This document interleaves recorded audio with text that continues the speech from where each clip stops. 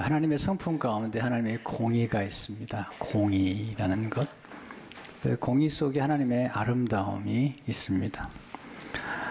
공의를 생각하면 이게 심판을 생각하기 때문에 조금 두렵기도 하지만, 그 하나님의 공의는 우리를 두렵게 하는 공의가 아니고, 하나님의 공의 속에는 하나님의 사랑, 하나님의 긍휼이 함께 담겨있기 때문에, 하나님의 공의와 사랑의 조화 때문에 공의가 아름다운 것입니다.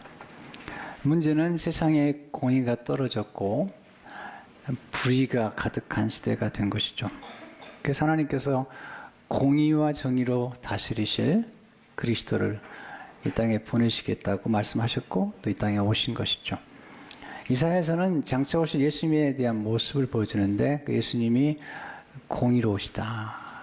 이사야 11장 4절에 보면 공의로 가난한 자를 심판하며 정직으로, 영어에 보면 정의로 세상에 겸손한 자를 판단할 것이며, 여기서 겸손하다는 사람은 가난을 의미합니다. 빈곤한 사람. 그의 입이 막대기로 세상을 치며 그의 입술의 기운으로 아기를 죽일 것이며. 근데 그리스도는 공의로 허리띠를 뒤셨을 뿐 아니라 성실하시다. 5절에 공의로 그의 허리띠를 삼으며 성실로 그의 몸에 띠를 삼으리라. 충동적인 그런 재판을 하거나 판단하는 분이 아니라 아주 성실과 진실로 공의를 행하신 그런 분이 예수 그리스도신 것을 보게 됩니다. 그분의 아름다움에 대해서 이사야에서 4장 2절에서 이렇게 묘사하고 있죠. 그날에 여호와의 싹이 아름답고 영화로울 것이요, 그 땅에 솟아난 이스라엘의 피난한 자를 위하여 영화롭고 아름다울 것이며.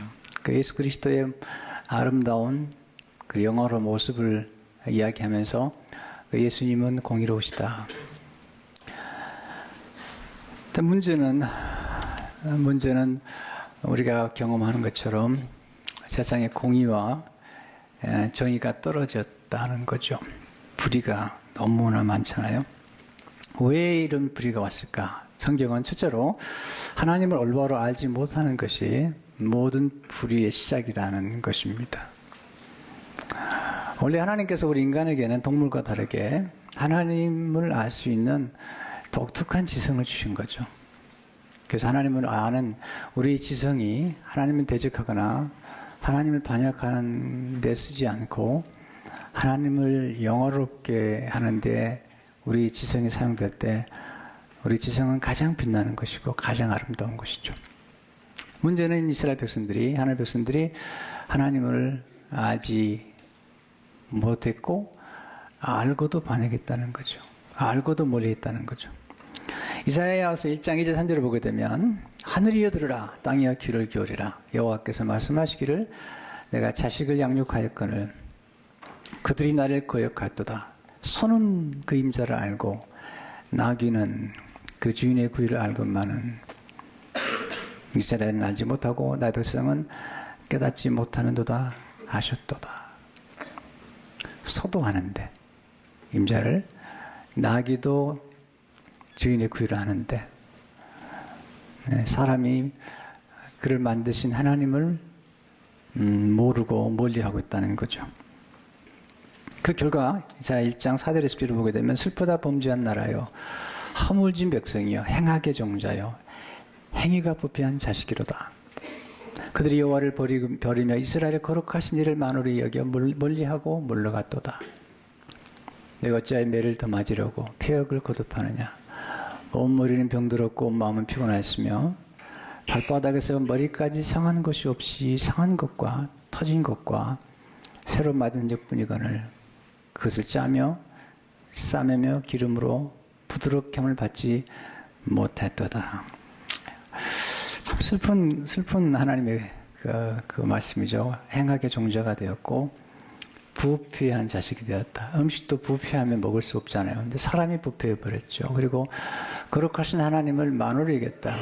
만홀이란 말은 소홀히 했다. 가장 가치 있는 분을 가치 있게 여기지 않았다. 네. 송아지도 자기 어머니를 아는데, 엄마 서로 아는데, 인간이 하나님을, 우리를 만드신 하나님을 멀리하고 떠났다는 거죠. 원래 하나님께서 세웠던 성읍은 정의와 공의가 많았는데 불의가 가득하므로 이제는 살인자들이 가득하게 되었다. 이사야 1장 12절을 보니까 신실하던 성읍이 어찌하여 창기가 되었는고, 정의가 거기 충만하였고 공의가 그 가운데 가있는더니 이제는 살인자들 뿐이로다. 너무 안타까워하시죠. 그 결과가, 그 이유가 뭐냐면 호세아 4장 1절 2절을 보게 되면 이스라엘 자손들아 여호와의 말씀 들으라. 여호와께서 이 땅 주민과 논쟁하시는 이 땅에는 진실도 없고 인애도 없고, 그 다음에 굉장히 중요한 말씀하시죠. 하나님을 아는 지식도 없고, 그 결과로 오직 저주와 속임과 살인과 도둑질과 가는뿐이요 포악하여 피가 피를 띄움이라. 하나님을 아는 사람들이 많을수록 세상은 아름다워질 텐데 하나님을 떠남으로써 이렇게 불의하고 저주와 속임과 많은 그런 세상이 되었다는 거죠. 그런 까닭의 두 번째로 하나님은 그리스도를 통해서 하나님의 공의를 회복하기 원하시는 것입니다. 첫째, 예수님은 공의로 다스리시는 왕이시다. 네, 원래 이스라엘 백성들은 다윗 왕을 굉장히 흠모했죠. 왜냐하면 이스라엘 왕 가운데 다윗처럼 정의와 공의로 백성들을 돌보는 왕이 없기 때문이죠. 역대상 18장 14절을 보게 되면 다윗이 온 이스라엘을 다스려 모든 백성에게 정의와 공의를 행할세. 백성들을 이렇게 잘 돌봤는데 다윗이 죽은 후에 솔로몬과 그 후에 왕들이 아주 타락하고 말았죠. 하나님께서 다윗보다 더 위대하신 왕, 한 분을 보내시기로 작정하셨죠. 그 모습이 이사야 16장 5절의 말씀이죠. 다윗이 장막에 인자함으로 왕위가 굳게 설 것이요 그의 앉을 자는 충실함으로 판결하며 정의를 구하며 공의를 신속히 행하리라. 지금이나 그때나 하나님의 공의와 정의가 필요한 사람들은 부유한 사람들이 아니에요. 부자가 아니에요. 가난한 사람들이죠. 소외된 사람들, 고아, 나그네, 에일리언스, 네. 빈곤한 사람들, 과부, 이런 사람들이죠. 그런 까닭에 예수님이 오셔서 가난한 자를 옹호해 주시고 그리고 빈곤한 자들을 돌봐주시겠다는 거죠. 그 말씀이 오늘 4절의 말씀이죠. 공의로 가난한 자를 심판하며, 심판한다는 게 가난한 자를 심판하시겠다는 게 아니고 가난한 자들의 정당하게 재판을 받을 수 있도록 도와주시겠다는 거예요. 가난한 사람들은요, 변호사를 사용할 수도 없어요. 돈이 없으니까. 정직으로 세상에 겸손한 자를 판단할 것이며 주님께서 오셔서 일을 하시겠다는 거거든요. 공동 번역이 조금 더 쉽게 번역이 됐어요. 가난한 자들의 재판을 정당하게 해주고 흙에 묻혀 사는 천민의 시비를 바로 가려 주리라. 현대성에 보니까요, 가난하고 힘없는 자들을 옹호하고 세상의 악인들을 쳐서 죽이실 것이며, 가난한 사람들은 언제나 공평한 대우를 받지 못해요. 재판에서도 항상 불리해요. 사람을 죽이고도 돈 많은 사람들은 변호사를 많이 사가지고 그게 나오잖아요. 근데 가난한 사람들은 마켓에서 물건 조금 훔친 것 때문에 감옥에 들어가잖아요.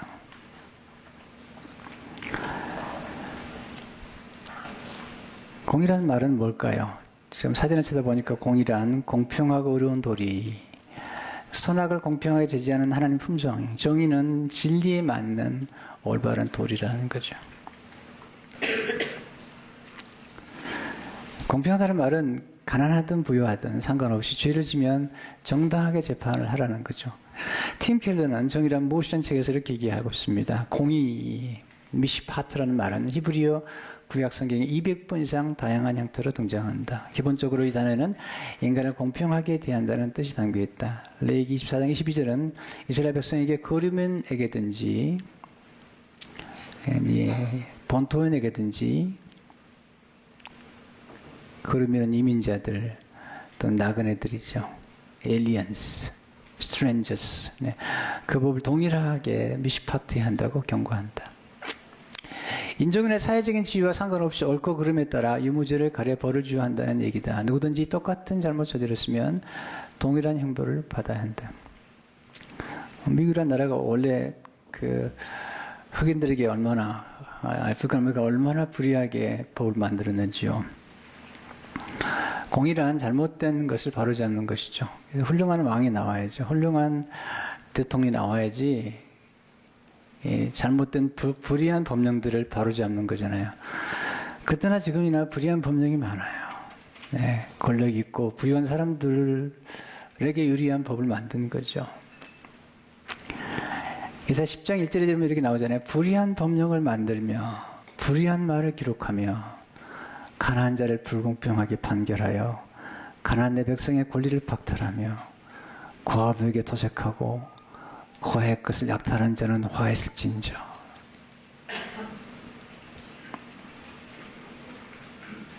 이 얼마나 많은 건물주들이 건물에 들어와 있는 사람들을 그렇게 하는지 모르잖아요. 네, 저물주에 건물주가 있다고 그러더군요. 네. 정말 많이 보잖아요.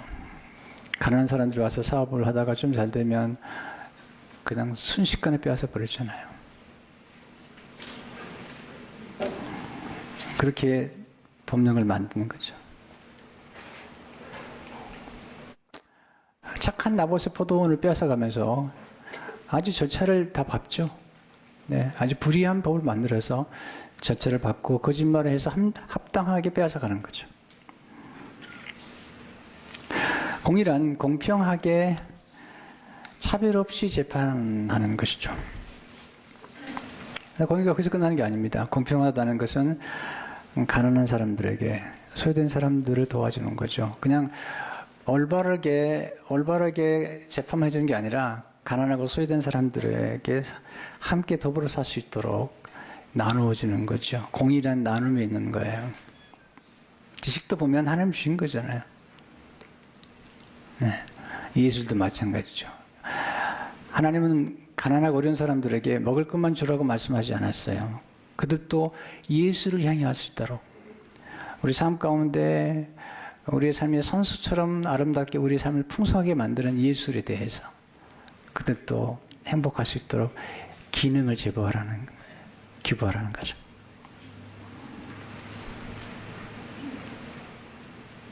두 번째, 하나님은 은혜의 기초 위에 공의를 세우시는 거죠. 먼저 공의를 행하라고 하지 않아요, 주님은요. 먼저 은혜를 베푸시죠. 이스라엘 백성들이 원래 히브리 노예가 돼서 애굽 땅에서 그들은 나그네였고, 그들은 가난했고, 그들은 학대받았고, 그들은 천민이었어요. 근데 하나님께서 그들을 건져내셨어요. 먼저 순서가 중요한 거예요. 항상 하나님은 공의를 먼저 행하라고 말씀하지 않았어요. 이 순서는 신약과 구약에 바뀌지 않아요. 먼저 구원하셨어요. 먼저 마음껏 은혜를 베푸셨어요. 히브리 노예들이 아시잖아요. 바로 학대 아래서 그들은 배우지 못했고, 그들은 처절하게 살았던 사람들인데 그들을 건져내셨어요. 그래서 위대한 민족으로 만들었고 부유한 나라를 만들었죠. 그랬더니 이제 와서 과부와 가난한 자와 그리고 비천한 자들을 학대한다는 거예요. 그래서 하나님 말씀하시죠. 신명기에서 신명기 10장 17절 19절을 보게 되면 너희 하나님 여호와는 신 가운데 신이시며 주 가운데 주시요 크고 능하시며 두려우신 하나님이시라. 사람을 외모로 보지 아니하시며 뇌물을 받지 아니하고, 이 뇌물을 받지 않는다는 건 뭐냐면 재판할 때마다 뇌물을 많이 받잖아요. 재판관들이 또 정치가들이 받아가지고 다 그냥 넘어가는 그런 일이 많잖아요. 지금도 많잖아요. 네, 너무너무 많잖아요. 속을 들여다보면. 네. 고와 과부를 위하여 정의를 행하시며 나그네를 사랑하여 그에게 떡과 옷을 주시나니 너는 나그네를 사랑하라. 아주 중요한 말씀은 전에 너희도 애굽 땅에서 나그네 되었음이니라. 우리 이민자들이잖아요. 이민 와서 얼마나 많은 힘들었어요. 근데 조금 잘 되고 잘 살면 그 시절을 망각하잖아요. 그런 짓은 안 돼요. 우리도 원래 나그네였어요. 원래 미국이라는 나라는 원래 인디안들의 땅이에요. 근데 그냥 쳐들어와서 다 빼앗은 거잖아요. 수많은 인디안을 죽이고, 그것도 그리스도인들이 하나님 이름으로. 어떤 사람의 묘비에 이렇게 써 있다고 그래요. 하나님 99명밖에 못 죽인 저를 용서하십시오. 인디안들 말이죠. 사람을 취급하지 않았습니다. 수많은 아프리칸들이 와서 학대를 받았습니다. 그렇게 세운 나라인데 우리는 심각하게 생각해 봐야 돼요. 우리가 항상 받았던 처음 은혜를 생각해야 돼요. 그리고 우리는 어떻게 하고 있는지.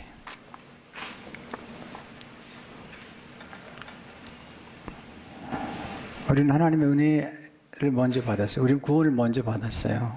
하나님이 이렇게 말씀하지 않으세요. 내가 의를 행하면 구원을 받을 것이다. 그럴 수 없어요. 우리는 어떤 사람도 우리 의를 행해서 구원받을 수 없어요. 우리가 아는 것처럼. 하나님의 구원을 베푸신 다음에, 그리고 하나님의 그리스도의 의를 우리에게 전가시키신 다음에, imparted righteousness 한 다음에 하나님 우리에게 impute 했어요. 그리고 나서 그것을 나누라는 거죠. 하나님 우리를 먼저 주시고요. 그리고 나누라는 거예요. 하나님 절대로 우리가 없는 것이나 우리에게 주시지 않은 걸 가지고 나누라고 얘기한 적이 없어요. 한 번도 없어요. 하나님 그런 분이 아니세요. 하나님 주시고 그리고 그 받은 은혜를 따라 나누라는 거죠.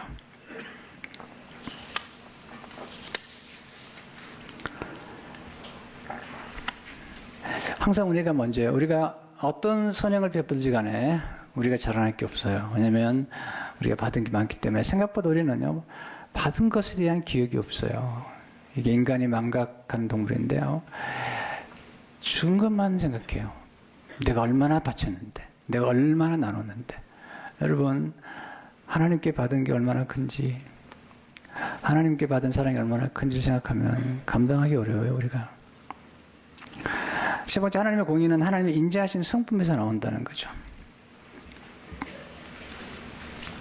공의는 공평하지만 절대로 차가운 공의가 아니잖아요. 사랑에서 나온 거잖아요. 그래서 미가 6장 8절을 보게 되면 사람아 주께서 선한 것이 무엇임을 내게 보이셨나니 여호와께서 내게 구하시는 것은 오직 정의를 행하며, 그 다음에 중요하죠. 인자를 사랑하며 겸손하게 내 하나님과 함께 행하는 것이 아니냐.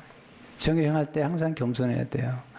인자와 함께. 인자가 뭐죠? 팀 켈러는 인자는 히브리어로 헤세드인데 하나님의 무차별적인 은혜와 동정을 의미한다. 공의에 해당하는 히브리어 미스파트다. 미가서 6장 8절에서 미스파트 공의는 행위를 강조하는 반면 헤세드는 인자는 인자하심, 사랑이다. 그 의미에 숨겨진 마음가짐, 동기에 초점을 맞춘다. 따라서 하나님과 함께 행하자면 반드시 인자한 사랑을 품고 정의를 실천해야 한다. 하나님의 공의가 아름다운 것은 하나님의 공의와 사랑이 완벽하게 조화를 이루어서 십자가에서 이루어졌다는 것입니다. 우리는 의롭지 않아요. 성경은 분명히 얘기할 뿐 아니라 우리도 알아요. 그래서 이사야에서 보면 우리의 의가 더럽다는 거죠. 네, 이사야 64장 지르면 무릇 우리는 다 부정한 자 같아서 우리 의는 다 더러운 옷 같으며 우리는 다 잎사귀같이 시들므로 우리의 죄악이 바람같이 우리를 몰아가나이다. 자, 이 말씀 앞에 난 아니라고 얘기할 사람이 있을까요? unclean. 네. 그래서 우린 다 죽어야 돼요. 심판을 받아야 되는데, 네, 하나의 의가 나타났죠. 예수님이 오셔서 하나님이 예수님에게 우리의 모든 더러운 옷과 더러운 죄악을 대신 담당케 하셨어요. 하나님은 공의로우시기 때문에 죄는 반드시 심판해야 되는데 하나님 인자하시기 때문에 죄인을 사랑하실 수밖에 없어요. 그래서 하나님의 공의를 이루기 위해서 우리의 모든 죄와 모든 허물을, 불의를 예수님께 담당시킨 거죠. 그래서 전역절을 보게 되면 우리는 다 양 같아서 그릇 향하여 각기 제 길로 갔거늘 여호와께서는 우리 모두 무리의 죄악을 그에게 담당시키셨도다. 우리 모든 더러운 옷을 가져가시고요. 그리고 예수 그리스도의 옷을 우리에게 트랜스퍼 해주신 거예요. 이 의를 수동적이라고 그러죠. 내가 노력함으로 얻은 게 아니고 그냥 수동적으로 의를 우리가 전해받은 거예요. 우리 어카운트 없는 의가 들어온 거예요. 그리고 나서 말씀하시죠. 그렇기 때문에 내가 내게 준 그 사랑과 의를 가지고 남을 섬기라는 것이죠.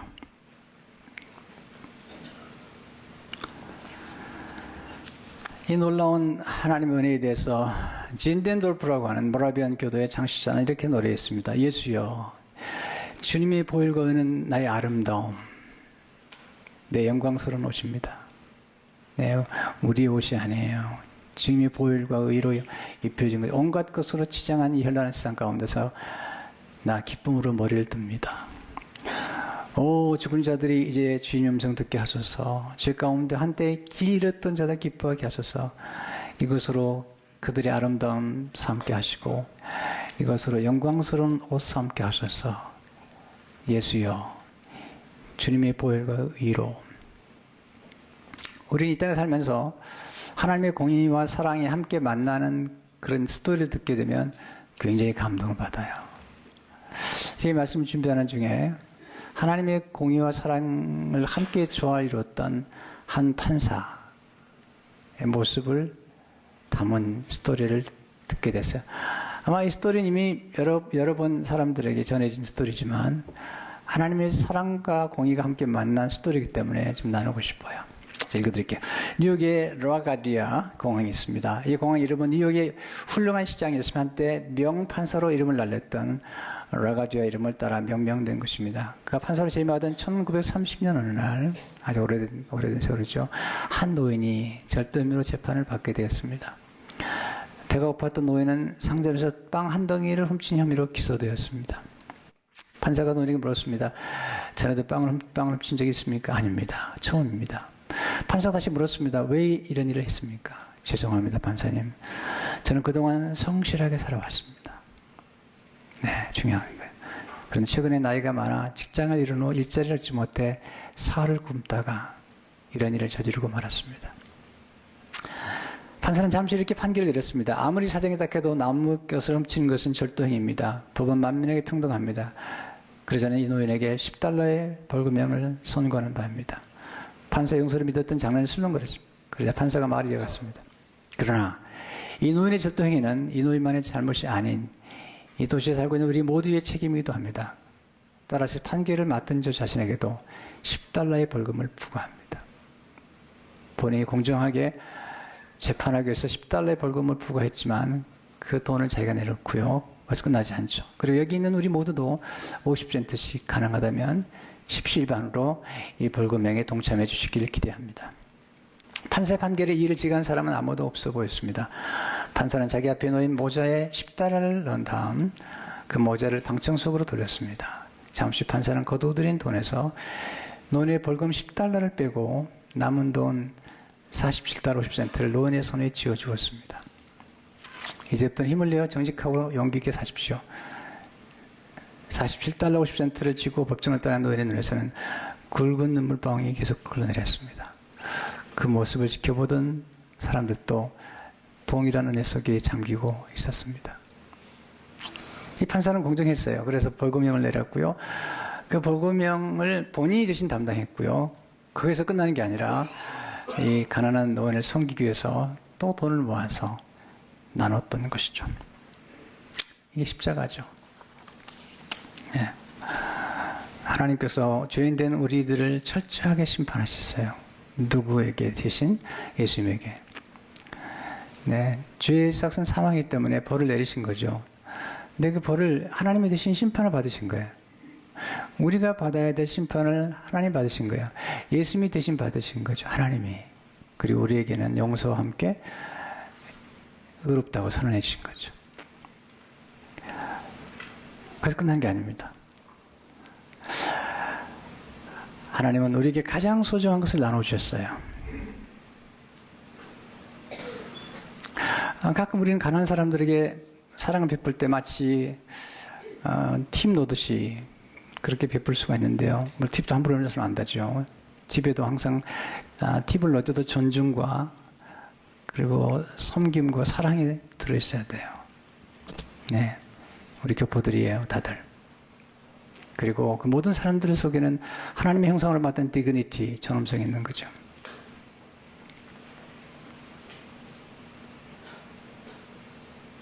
네.